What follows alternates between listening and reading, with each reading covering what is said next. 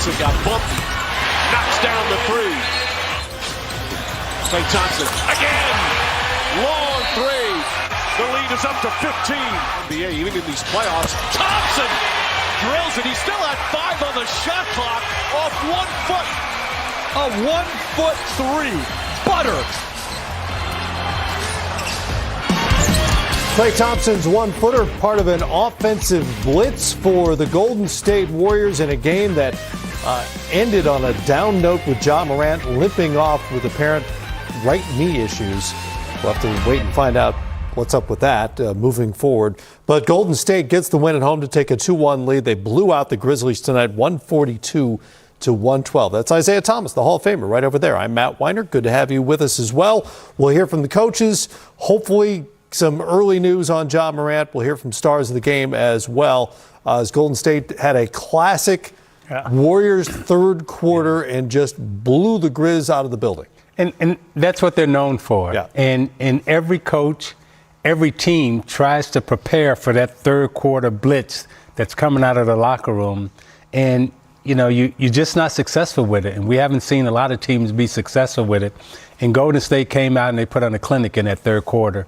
You know, Kerr, I mean, not only Kerr from his coaching standpoint, but when you look at Curry, you look at Thompson, their ability to just, you know, raise their level in the third quarter, you know, the adjustments that they make, you know, inside the locker room is amazing. And the Grizzlies couldn't have gotten off to a better start. They hit 6 of their first 8 3-point attempts. They were up by 13 in the first half. And from there on, the Golden State Warriors just sort of chipped away, and then the third quarter took over until it got completely out of hand.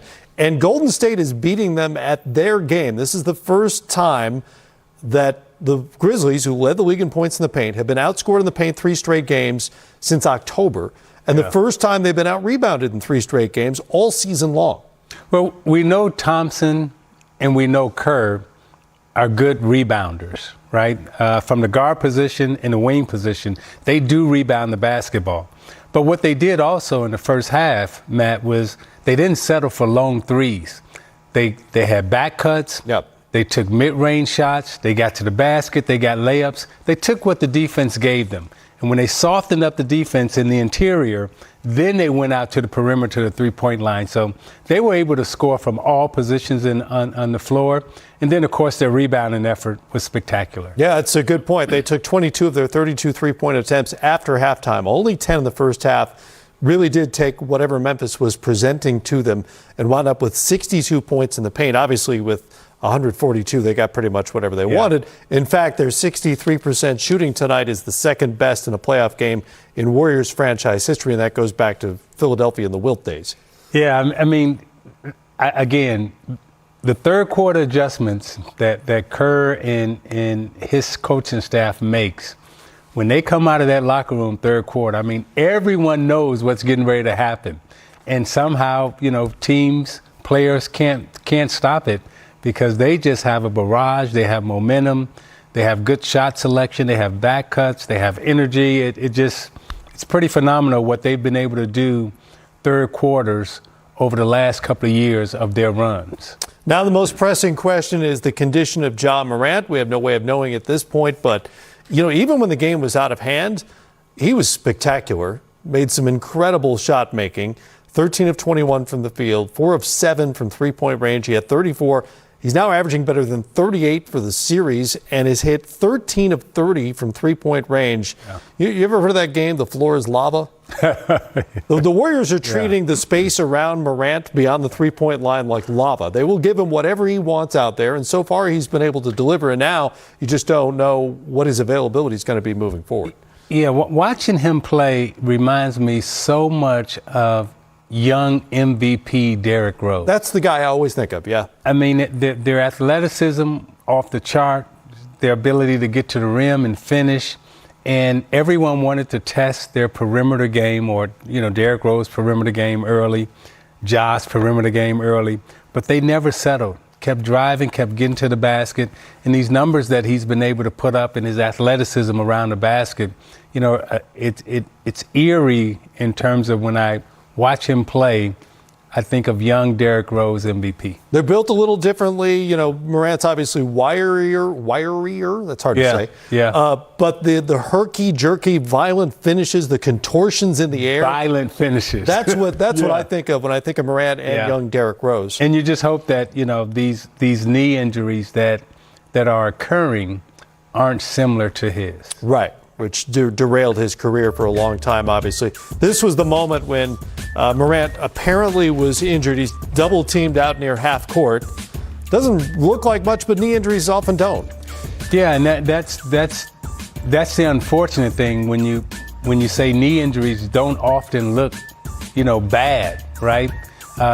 Very rarely do you see, like, you know, just knee injuries where they just grotesque out of whack. Right. You know, these are the scary kind of knee injuries when you say, well, you know, it didn't look that bad, but this is when, you know, and you see this reaction. I mean, this is when you're praying for good things and you're praying for his health, because, you know, he knows, like, okay, I'm not right, something's wrong. Right.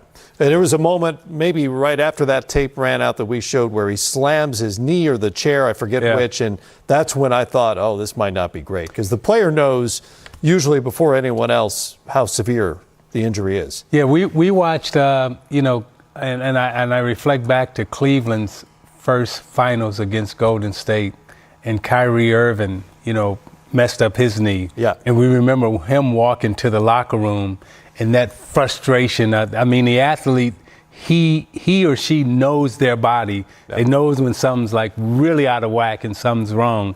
And I hope this isn't the same thing that we're watching tonight. Well, you saw ABC put up the stat, and it was a story for Memphis all season long. And frankly, it became something of an argument against Ja Morant as an MVP candidate, that they were 20-5 in the games that he missed this season. But let's be honest, in a playoff series against a good team like Golden State, the Grizzlies without Ja Morant are not going to win 80% of the time. No, especially playing against Clay, Steph, and Draymond. I mean, you're talking about seasoned, veteran champions who have seen every big moment and now understands how to kill the opponent, so to speak. They, as you saw in tonight's game, you know, even though they were up, you know, 15, 20, 25, 30, Kerr and the Warriors, they had no mercy. Yeah. It was like, we're gonna put it on and make you understand that you can never win in this building. And, you know, Memphis kind of threw in the towel early, you know, about like 5 minutes to go. But Golden State was like, no, you're gonna take this whooping that we getting ready to give to you. They put it on him, 142 points. That's also the second highest point total in Warriors franchise history in a postseason game. What always impresses me about Golden State, and they have this reputation for pretty basketball, well-deserved.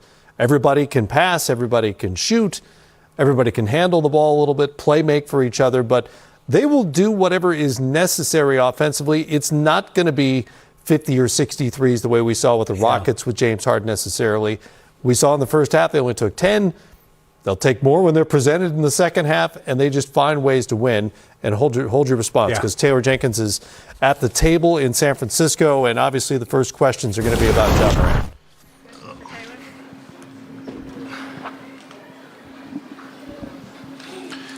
Taylor, what did you notice that, you know, led to Golden State kind of, you know, having their way offensively and, you know, against your defense? Yeah, I mean, they adjusted after game two. You know, we've stuck with the same game plan. They made the adjustments. They made the plays. Taylor, it looks like Ja left early with some type of injury or limp or something. What can you tell us about that? Yeah, he's getting evaluated now. Nothing further. I mean, we just watched a replay. He was going after a dribble, and Jordan Poole actually grabbed his knee and yanked it, which kind of triggered whatever happened. So I'm actually going to be very curious to see what happens after that. Taylor, what led to your decision to, you know, go with your regular big man rotation and not, you know, put Steven Adams in the rotation today? Yeah, I mean, I thought X played well last game. You know, Steven's been trending in a good direction. You know, I thought X was good last game, so kind of went off of that gut.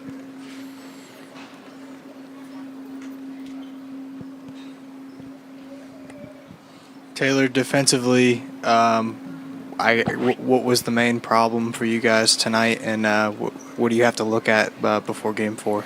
Yeah, I thought they did a good job adjusting. I mean, they had been scoring points in the paint, but we had better crowds there. Our rotations weren't great tonight. They had too many points in the paint. Obviously they shot it really well from the 3-point line. They just got loose everywhere. So, they just broke us down too much. We'll watch the film and get better.